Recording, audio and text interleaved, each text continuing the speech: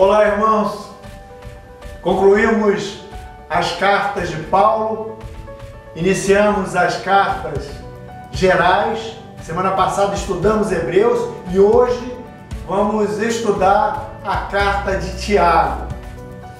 É uma carta preciosa, eu convido você a vir comigo para que a gente possa mergulhar nos ensinos dessa carta que vão abençoar certamente a tua vida como abençoaram a mim. Que você possa aproveitar este tempo com qualidade, estudando a palavra de Deus e se aplicando. Tá bom? Vamos lá!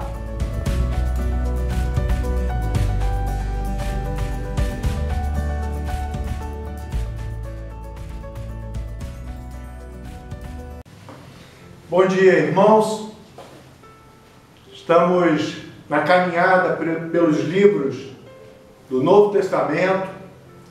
Chegamos hoje na carta de Tiago, esse livro precioso, e nós vamos perceber que Tiago é um livro especial porque ele trata basicamente, de uma forma muito simples e ao mesmo tempo profunda, a respeito do viver cristão.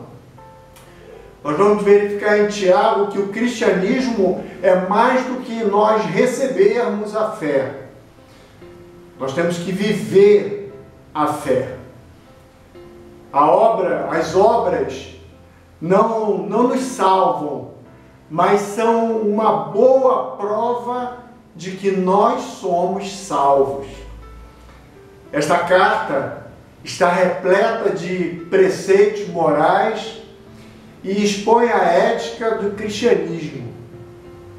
Se a carta aos Hebreus, que nós estudamos na semana passada, ela nos apresenta a doutrina bíblica, Tiago nos apresenta as obras. Elas se completam, tanto a carta aos Hebreus como a carta de Tiago, elas se completam.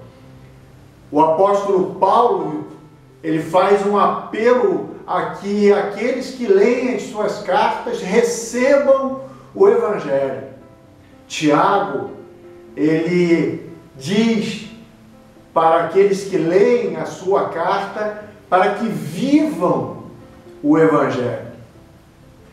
Paulo viu Cristo no céu, através daquela visão maravilhosa, daquele seu arrebatamento, e viu Cristo estabelecendo a justiça no céu. Tiago, ao contrário, conviveu com Cristo e percebeu esse Cristo dizendo para cada um de nós, para que nós sejamos perfeitos assim como o seu Pai é perfeito. Apesar de ser irmão, ou meio-irmão de Jesus, é interessante a gente observar que Tiago trata Jesus com extremo respeito e honra, reconhecendo Jesus como o próprio Deus. No capítulo 1, logo no versículo 1, nós vemos Tiago escrever: Tiago, servo de Deus e do Senhor Jesus Cristo. Lá no capítulo 2, no versículo 1, ele, quando começa a falar a respeito da proibição da acepção de pessoas no meio da comunidade, ele diz: meus irmãos, como crentes em nosso glorioso Senhor Jesus Cristo, não façam diferença entre as pessoas. Dessa maneira, ele escreve a sua carta, mas a gente tem que pensar primeiro quem é esse Tiago, né? E no Novo Testamento nós encontramos referências a 4 Tiagos. Nós vemos lá, por exemplo, em Mateus, capítulo 10, verso 3, quando o apóstolo descreve o nome dos discípulos escolhidos por Jesus, dos 12 discípulos, nós vemos lá uma referência a um Tiago que é irmão de João, filho de Zebedeu. Nesse mesmo versículo de Mateus, capítulo 10, verso 3, nós encontramos também a referência a um Tiago, filho de Alfeu. E encontramos em Lucas, capítulo 6, verso 16, uma referência a um Tiago que vem a ser o pai de Judas, o apóstolo, mas não Judas, o Iscariotes. Mas é muito provável, para não dizer quase certo, de que este Tiago que escreve esta carta, que estudaremos hoje, na realidade ele é o irmão de Jesus. E o seu nome pode ser encontrado algumas vezes no Novo Testamento, por exemplo, em Marcos capítulo 6, verso 3, quando aquelas pessoas vendo Jesus ensinando na sinagoga, eles perguntam: não é este o carpinteiro, filho de Maria e irmão de Tiago? Lá em Gálatas 1:19, Paulo, escrevendo àquela igreja, ele também faz uma referência dizendo que ele foi a Jerusalém encontrar-se com Pedro e não encontrou nenhum outro apóstolo a não ser Tiago, o irmão de Jesus. Gálatas capítulo 1, verso 19. Em Atos capítulo 15, verso 13, nós já vamos perceber que esse Tiago, irmão de Jesus, depois do dia de Pentecostes, quando a igreja começa a crescer, Jesus já havia ressuscitado, esse homem, ele começa a ocupar um espaço extremamente importante dentro do cenário daquela comunidade. Ele se transforma no bispo da igreja de Jerusalém. Você pode encontrar referência a isso no capítulo 15, a partir do verso 13, quando nós vemos um discurso de Tiago para aqueles discípulos e para aqueles presbíteros. Nós vemos também uma referência de Paulo na primeira carta aos Coríntios, capítulo 15, verso 7, onde o apóstolo Paulo faz uma referência dizendo que Jesus Cristo apareceu a Tiago e então a todos os apóstolos. Para os teólogos, essa referência de Paulo, desse aparecimento de forma especial a Tiago, marca o momento em que Tiago se converte de fato, porque há algumas evidências de algumas restrições do irmão a Jesus. E neste momento, deste encontro, esse homem passa a ter uma nova vida, um novo momento, um novo direcionamento na sua vida cristã. Mas agora que a gente sabe que o escritor da carta Tiago vem a ser o irmão de Jesus e que a Bíblia faz algumas referências a ele no Novo Testamento, nós precisamos entender para quem Tiago estava escrevendo. E logo no início, no capítulo 1, verso 1, ele afirma: Tiago, servo de Deus e do Senhor Jesus Cristo, as 12 tribos dispersas entre as nações. E aqui a gente pode entender o que seriam essas 12 tribos. E a gente pode entender que, com certeza, ele está fazendo referência à nação de Israel, as 12 tribos que surgiram a partir de Jacó, Uma outra possibilidade é que ele esteja escrevendo, fazendo referência nesse verso direto à igreja que se formou, mas é mais provável que Tiago tenha escrito para um público específico. E quando a gente lê essas 12 tribos da dispersão, nós devemos lembrar que depois do apedrejamento de Estevão, que veio a ser o primeiro mártir do cristianismo, houve uma perseguição, início de uma perseguição aos cristãos. E esses cristãos se dispersam e saem dos muros de Jerusalém e passam a ocupar cidades além, inclusive da Palestina. Então, você vai encontrar, por exemplo, referência a isso que eu estou falando, lá em Atos, capítulo 11, verso 19, quando Lucas escreve que os que tinham sido dispersos por causa da perseguição desencadeada com a morte de Estevão, chegaram até a Fenícia, Chipre e Antioquia. Então, aqueles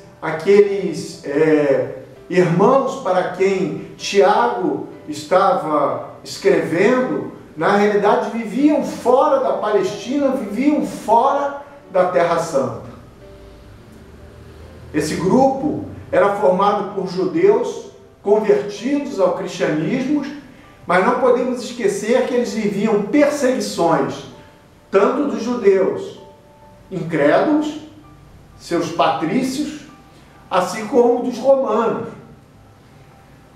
Podemos perceber também, pelo que Tiago escreve em sua carta, que essas comunidades de cristãos, elas eram comunidades imaturas e que tinham dificuldades de entender certos detalhes da doutrina e da fé. E é por isso, por exemplo, que Tiago escreve mostrando a eles algumas percepções a respeito do que é ter fé e fazer obras. Uma curiosidade interessante é que esses judeus, eles eram vistos pela sociedade que os cercava, muitas vezes também como antropófagos, que na realidade eles eram acusados por alguns daquelas sociedades, daquela sociedade, de praticarem canibalismo. Por exemplo, eles praticam aí uma ceia onde eles comem pedaços de um tal de Cristo, de Jesus Cristo, e bebem o sangue desse homem. Esses homens também eram considerados por aquela sociedade que os cercava como ateus, porque diante de uma sociedade que cultuava vários deuses, você cultuar somente um Deus era sinal de um ateísmo, Eles não se curvavam também à estátua do imperador romano, e isso tudo causava para aquela comunidade de judeus cristãos dificuldades tremendas.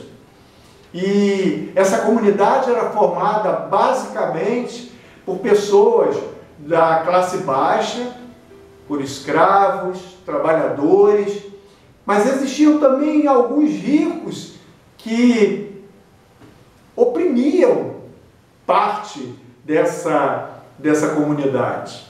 E é por isso que também Tiago vai fazer exortações a respeito dessas questões de acepção de pessoa, da questão da humildade. Nós vamos ver isso já já.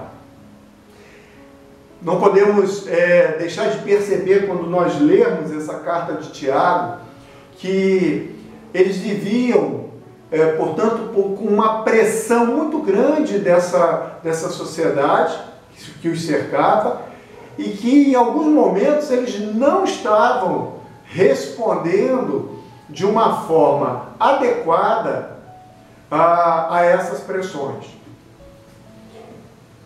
Essa carta, ela faz parte do grupo das cartas gerais ou das epístolas gerais. E certamente você sabe quantas cartas gerais nós temos no Novo Testamento, certo? Quantas cartas? Cartas gerais, epístolas gerais, são 8, né? Você acertou. E quais são elas? Você lembra? Essa carta que nós estudamos semana passada de Hebreus foi a primeira epístola geral. Tiago é a segunda. Nós temos ainda as cartas de 1º e 2º Pedro, as cartas de 1º, 2º e 3º João e a carta de Judas, que nós também estudaremos. Nós precisamos saber que essa carta de Tiago foi a primeira carta escrita no ano, aproximadamente entre os anos 45 e 47. Provavelmente, ou quase certamente, ela foi escrita em Jerusalém. E essa carta, ela tem algumas particularidades muito interessantes. Eu queria que você estivesse com a sua Bíblia aberta, que você acompanhasse comigo alguns detalhes interessantes. Tiago, ele escreve de uma maneira bastante simples, direta e que alcança com muita facilidade, com muita praticidade, qualquer público. E entendendo as dificuldades que aquele seu público daquela época estava sofrendo, todas aquelas pressões, ele escreve alguns temas nesta carta muito interessantes. Então, por exemplo, no capítulo 1 de Tiago, nós vamos encontrar uma abertura onde ele vai falar a respeito das provações. E aqui tem um versículo, o versículo de número 3, aliás, na realidade, o versículo 2 e 3, que quando a gente lê um pouco desatento, a gente pode até confundir o que Tiago está querendo dizer.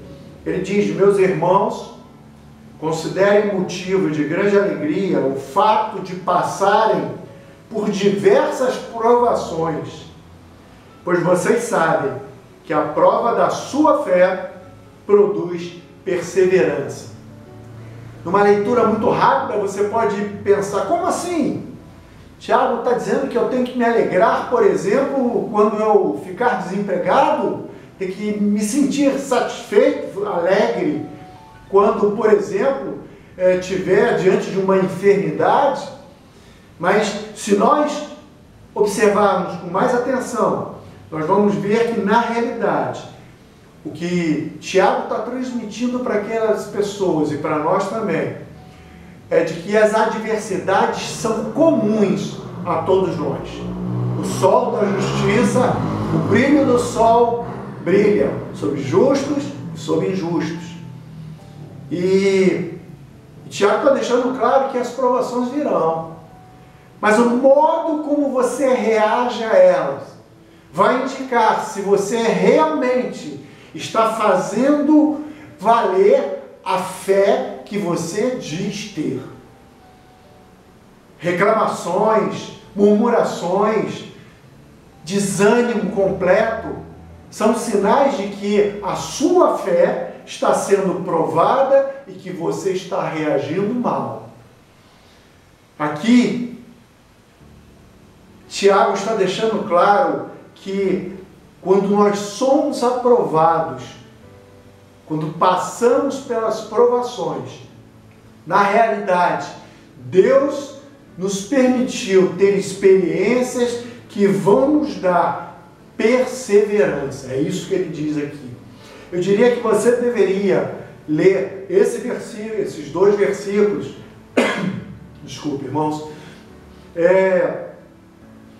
Junto com o versículo 12, quando diz que feliz é o homem que persevera na provação, porque depois de aprovado, receberá a coroa da vida. Você percebe que naquilo que Tiago está falando aqui, há um link lá com o que Paulo falou em Romanos 5, a respeito da aprovação, produzir perseverança, caráter aprovado, esperança.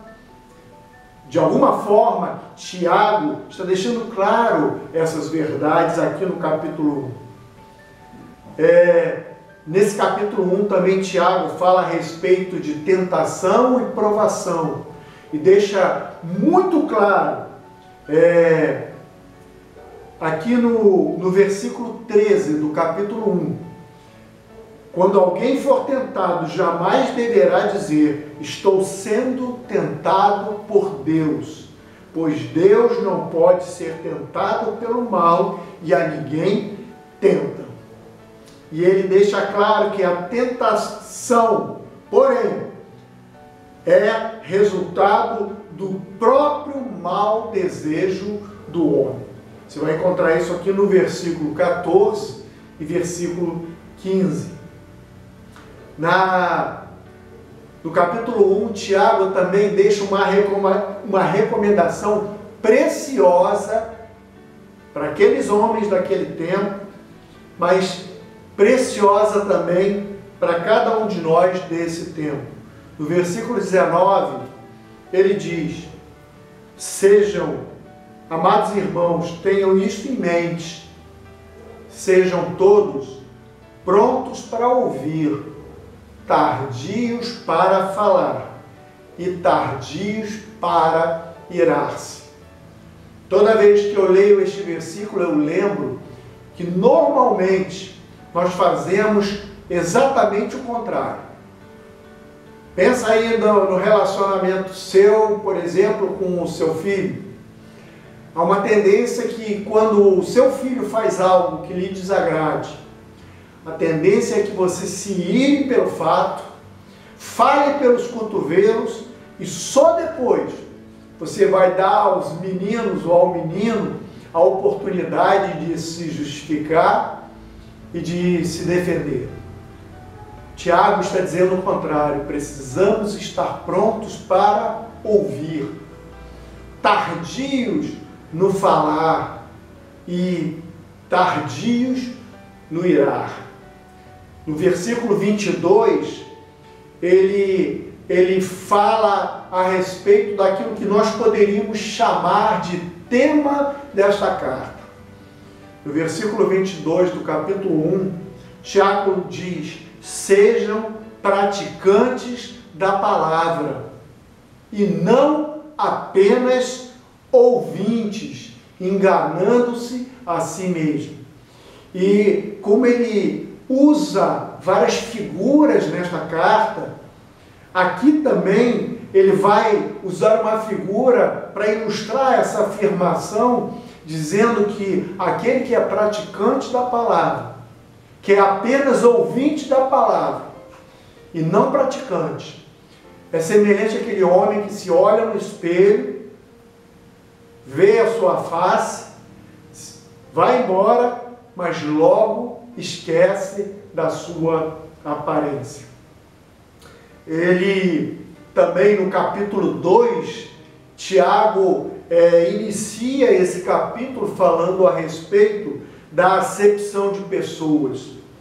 E ele deixa bem claro, logo no versículo 1 do capítulo 2, para que nós não façamos diferença entre as pessoas, tratando-as com parcialidade. E ele vai usar um exemplo de um homem rico que é recebido de uma forma especial por conta do que ele está vestindo, por conta da sua aparência, diferente de uma pessoa mais humilde e pobre, com roupas velhas e sujas, e que é jogada de lado E aqui ele diz no versículo 3 que aquela pessoa que está recebendo essa pessoa diz para aquele homem mais humilde: sente-se no chão,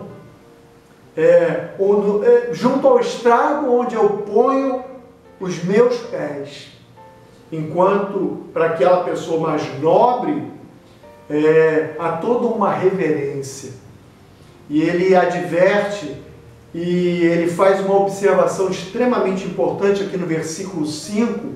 Está acompanhando aí, né, irmão? Capítulo 2, verso 5. Dizendo: ouçam, meus amados irmãos, não escolheu Deus os que são pobres aos olhos do mundo para serem ricos em fé e herdarem o reino? Que observação importante, né, irmãos?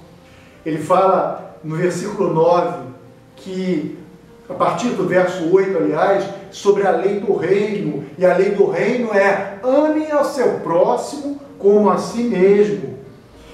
Mas se tratarem os outros com parcialidade, estarão cometendo pecado e serão condenados pela lei. O que Tiago está falando aqui é mais ou menos como quando nós sabemos dirigir, temos a nossa habilitação e cumprimos toda a lei de trânsito. Procuramos não avançar sinais, procuramos não estacionar em locais proibidos, mas por algum motivo você distraiu e passou no radar acima da velocidade máxima permitida. Eu estou lembrando disso até porque aconteceu comigo recentemente. E aí eu errei e fui punido. Recebi lá uma multa por ter excedido a velocidade máxima permitida. Obedeci a toda a lei de trânsito. Errei no item só, fui punido. É mais ou menos isso, ou é isso que Tiago está falando aqui. Pois quem obedece toda a lei, mas tropeça apenas em um ponto, torna-se culpado de quebrá-la inteiramente. Nesse capítulo 2, ele vai falar também a respeito de fé e de obras. E esse capítulo 2, nessa segunda parte, a partir do versículo 14, é um capítulo onde muitas das vezes criam-se discussões, mas me parece tão claro que Tiago está dizendo aqui, quando ele está dizendo: olha, de que adianta, meus irmãos, alguém dizer que tem fé se não tem obras? Acaso a fé pode salvá-lo? E aqui é bom a gente lembrar que somos salvos pela graça. Lembrando de novo Efésios 2,8. Pela graça sois salvo, mediante a fé. Não vem de obras, para que ninguém se glorie. Aqui nesse capítulo, ele faz uma observação importante, dizendo que a nossa fé precisa ser uma fé operosa, uma fé atuante, uma fé que dê frutos, porque senão teremos apenas uma crença intelectual, e é isso o que na realidade Tiago está censurando. É quando nós temos uma crença intelectual e na realidade não temos uma fé salvadora, porque a fé salvadora, ela produz frutos. A fé salvadora produz boas obras, de forma natural, não é forçado. Eu não preciso praticar porque eu preciso ser salvo. Não, eu entendo que eu sou salvo pela graça. Jesus Cristo morreu na cruz por mim. E na realidade, se eu recebi de graça essa bênção de salvação e essa esperança de uma vida eterna com Deus, após a minha partida deste mundo, eu entendo também que eu preciso produzir frutos que agradem ao meu Senhor. não é para conquistar a minha salvação, porque a minha salvação já está conquistada. Percebemos também, irmãos, que além de usar Abraão como exemplo de homem de fé, Tiago escreve aqui no finalzinho do capítulo 2, de uma mulher chamada Raabe, que também é usada como modelo de uma mulher de fé, mas também uma mulher que praticou uma obra. Diz assim: não foi ela justificada pelas obras quando acolheu os espias e os fez sair por outro caminho? E aí o Tiago termina esse capítulo dando para nós uma instrução e uma afirmação muito importante. Ele diz: assim como o corpo sem espírito está morto, também a fé sem obras está morta. Estejamos atentos a tudo isso que Tiago escreveu a respeito de fé e a respeito de obras. Mas no capítulo 3, vamos avançar, né, irmãos? No capítulo 3, Tiago vai escrever a respeito da língua e da sabedoria.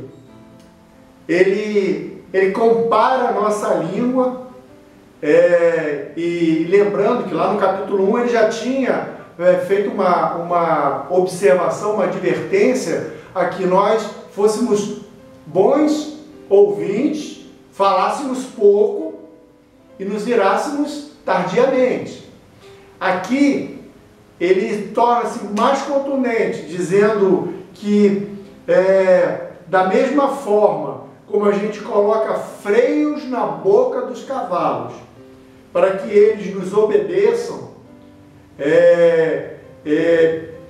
ele usa esse exemplo para dizer que nós precisamos colocar freios na nossa língua. Ele compara a língua a dois elementos. Ele compara a língua a um leme de um grande navio, e ele diz que um leme tão pequeno proporcionalmente ao tamanho de um grande navio, aquele leme direciona aquela embarcação para onde ela bem quiser. Da mesma forma, ele diz que a nossa língua é como fagulha que pode incendiar um grande bosque com uma simples fagulha. Ele diz que a língua é um fogo, é um mundo de iniquidade, e ela é colocada entre os membros do nosso corpo, contamina a pessoa por inteiro, incendeia todo o curso de sua vida, sendo ela mesma incendiada pelo inferno. No versículo 8, ele diz que a língua, porém, ninguém consegue dominar. É um mal incontrolável, cheio de veneno mortífero. Da mesma boca, Tiago diz, lá no verso 10, procedem bênção e maldição. E aqui, irmãos, a gente precisa lembrar que um dos itens um dos itens que será levado em conta no nosso julgamento final, a palavra de Deus fala sobre isso, será as palavras que saem de nossa boca, palavras de bênção e palavras de maldição. Irmãos, precisamos ter muito cuidado com o que estamos falando. Precisamos controlar a nossa língua colocando um freio nela. Precisamos, assim como aqueles helicópteros que estão jogando aquelas bolsas de água para apagar aquele incêndio nas matas lá do Pantanal, precisamos jogar água nessa fagulha que é a nossa língua. Muito cuidado, irmão. Isso vale para mim e vale para você. Muito cuidado. Nós podemos destruir relacionamentos, podemos destruir uma comunidade, se nós não prestarmos atenção nessas orientações do nosso irmão Tiago. E ele, para fechar essas suas recomendações a respeito do bom uso da língua, ele diz, da mesma forma, uma fonte de água salgada não pode produzir água doce. Vamos ter cuidado, irmãos. Ele termina esse capítulo 3 falando a respeito de 2 tipos de sabedoria. A sabedoria terrena e a sabedoria que vem do alto. A sabedoria terrena, Tiago deixa claro aqui no capítulo 3, a partir do verso 14, que essa sabedoria terrena, ela abriga no coração inveja, que ele chama de inveja amarga, e ambição egoísta. Essas são características da sabedoria terrena: inveja amarga e ambição egoísta. Não se gloriem disso, nem neguem a verdade. Esse tipo de sabedoria, diz Tiago, não vem dos céus, mas ela é terrena, não é espiritual, mas é demoníaca. E ele encerra o capítulo 3, nos dizendo quais são as características da sabedoria que vem do alto. E ele diz, mas a sabedoria que vem do alto é, antes de tudo, pura, depois pacífica, amável, compreensiva. Está acompanhando aí, irmão? Cheia de misericórdia e de bons frutos, imparcial e sincera. Essas são as características da sabedoria que vem do alto.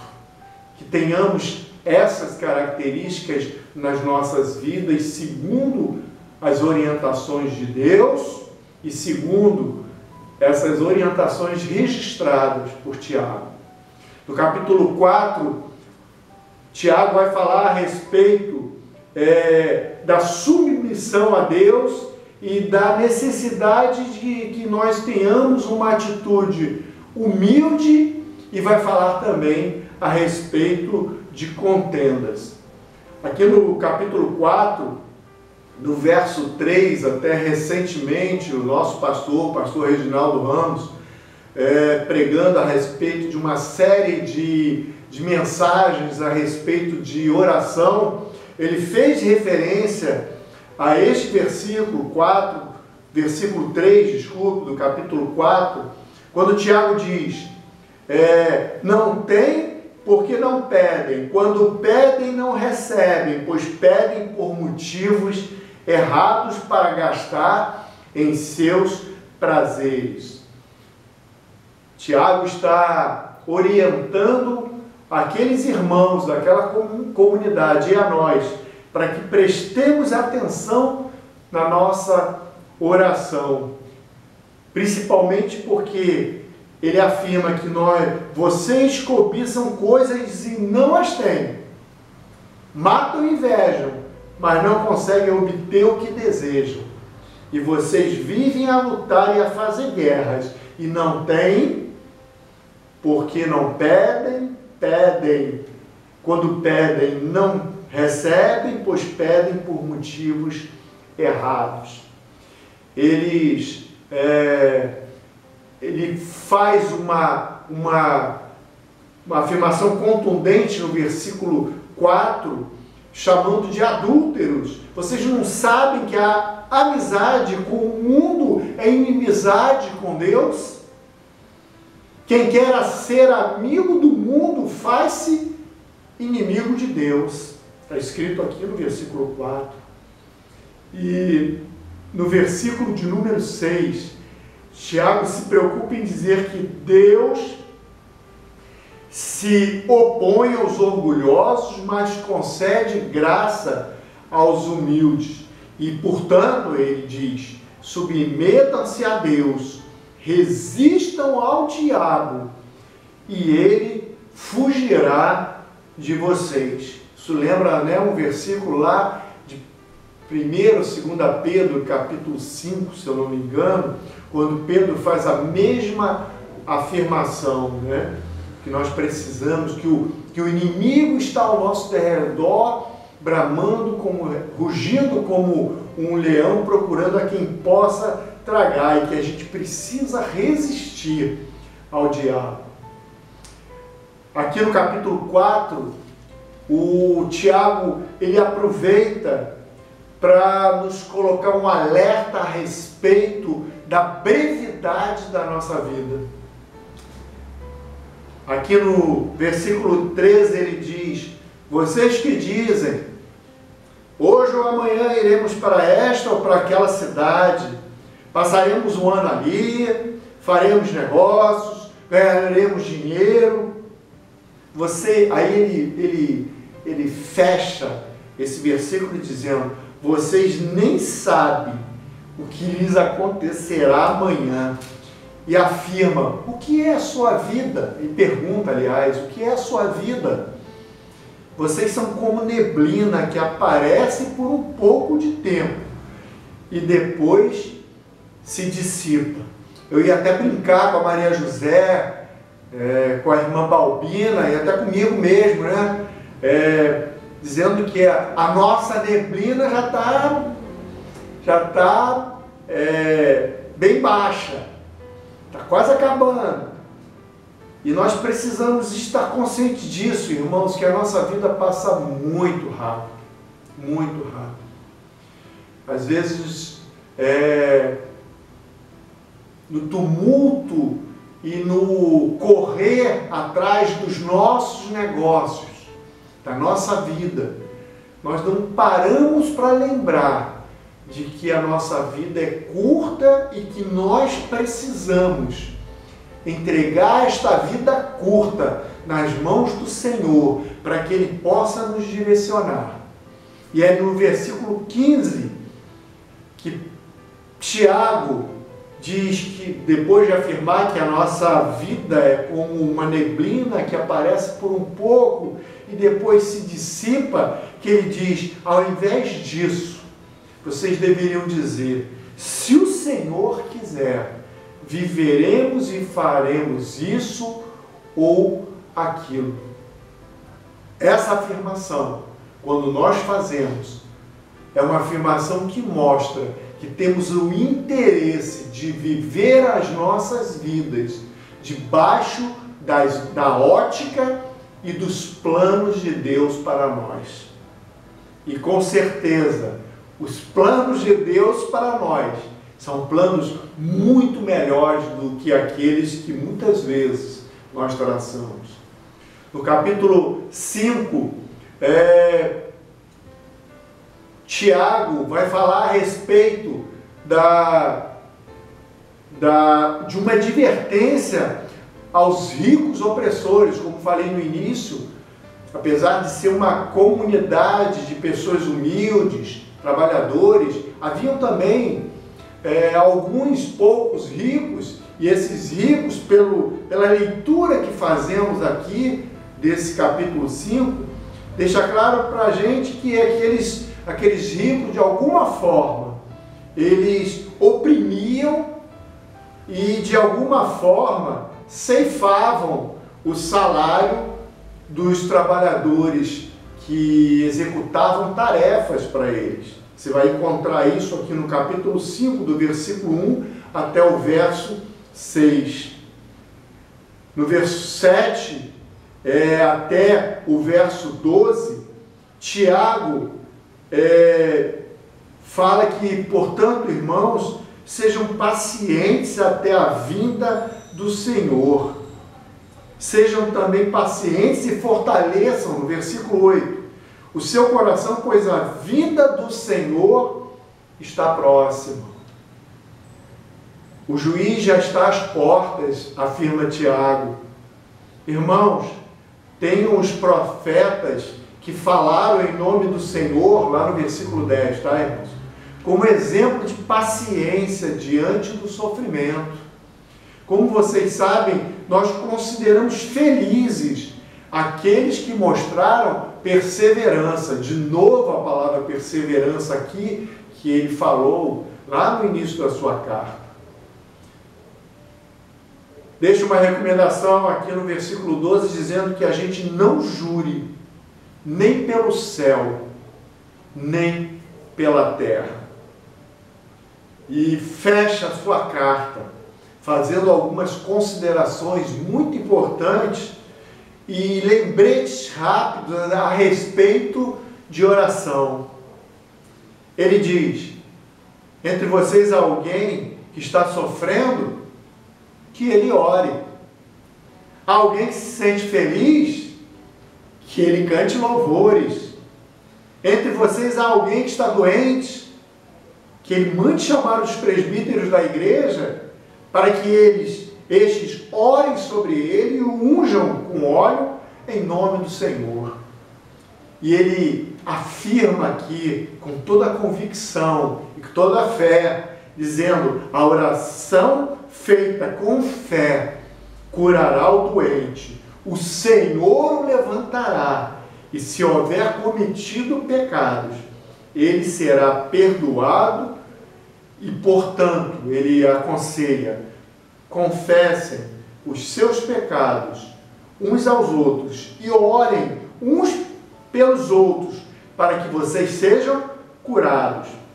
A oração de um justo pode muito em seus efeitos.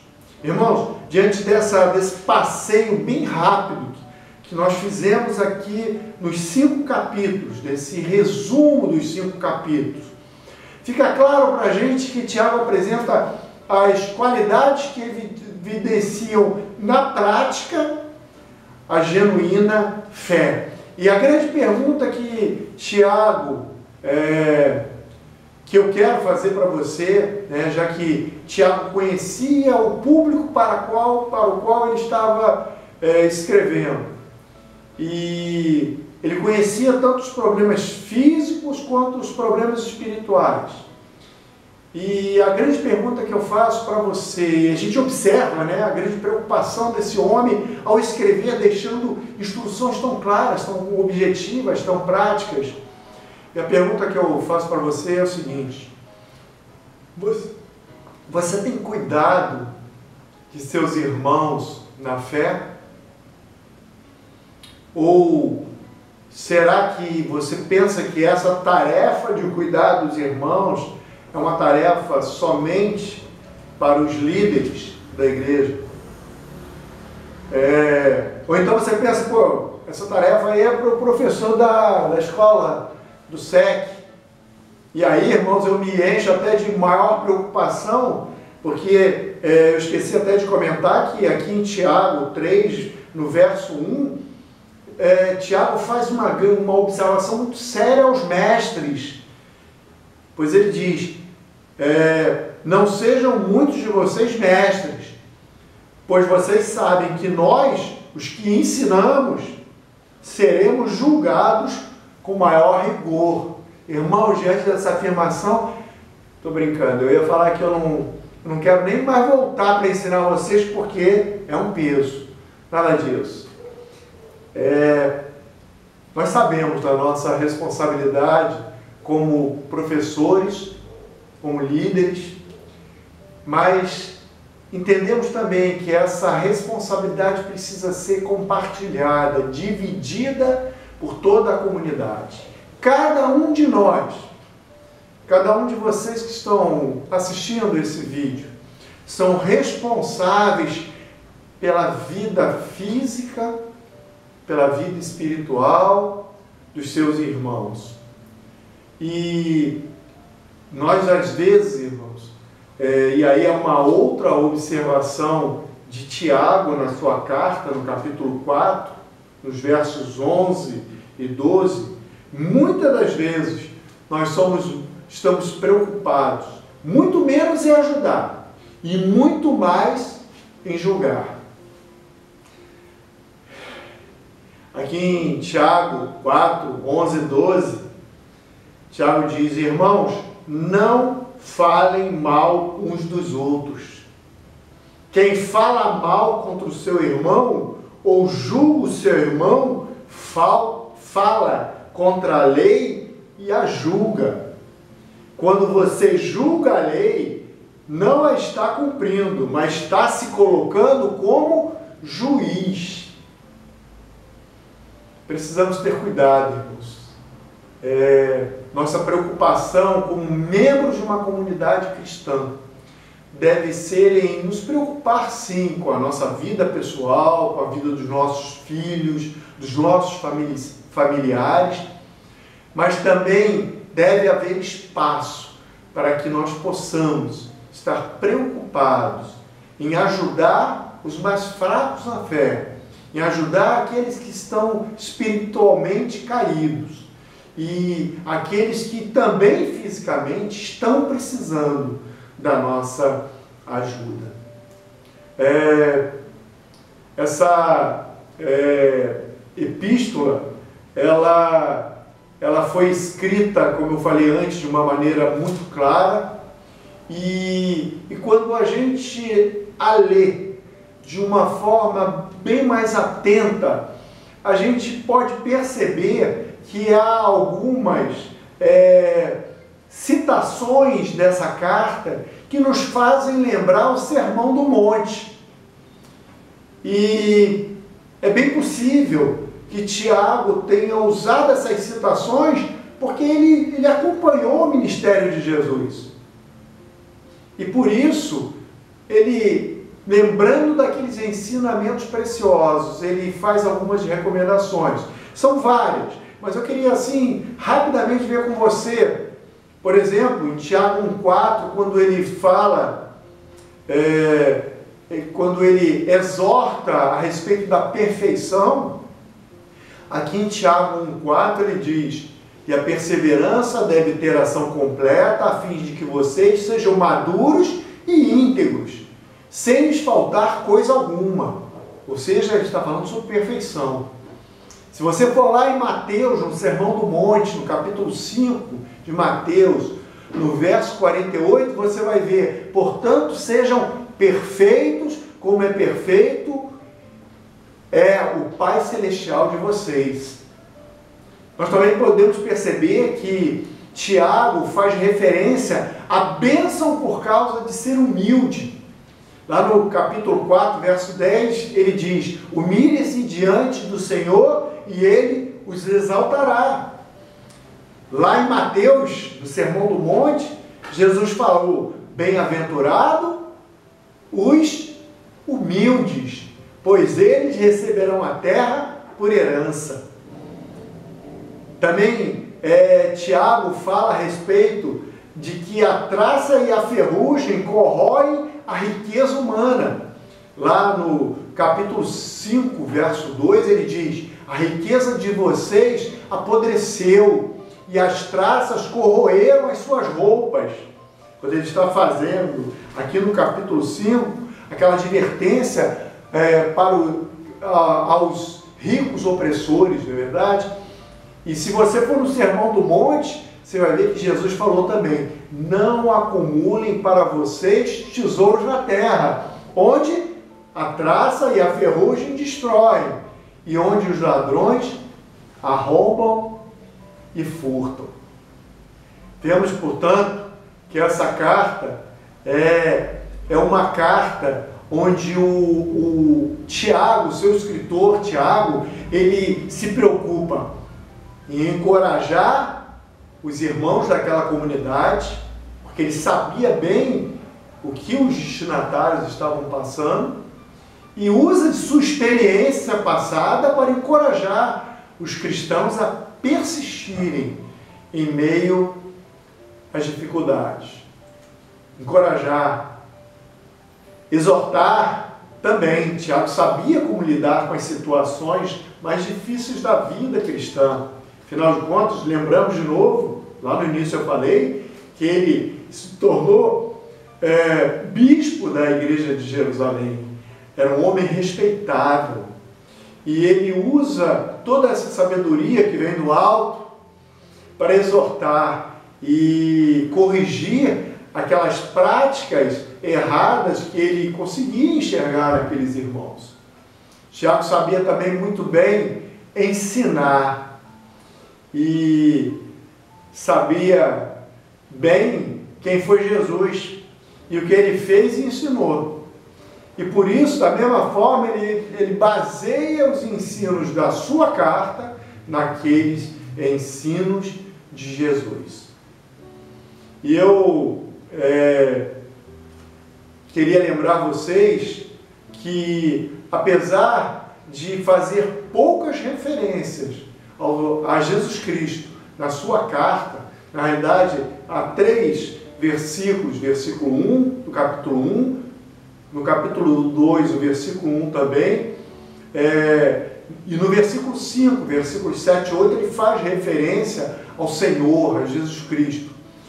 E se comparado aos outros escritores do Novo Testamento, ele faz poucas referências. Mas, no entanto, seu discurso está virtualmente saturado com alusões ao ensino de Jesus. Essa epístola preciosa precisa ser lida, irmãos, periodicamente. Aconselho você a ler de novo. São apenas 5 capítulos, preciosos capítulos. E eu quero concluir essa aula dizendo que se a gente pudesse fazer uma síntese dessa carta, a gente poderia ver que a fé em Deus acaba com a distinção entre classes. A prova da fé não está só na doutrina, mas na atmosfera de comunhão e no compartilhar também. E que essa carta, ela nos ensina a eliminar as guerras e pelejas entre os santos. E que a fé é base, na realidade, da comunhão. Que Deus possa nos abençoar, a que possamos colocar em prática, ser praticantes da palavra, e que Deus possa nos guiar para uma vida cristã vitoriosa. Amém? Que Deus abençoe você, irmão. Um abraço.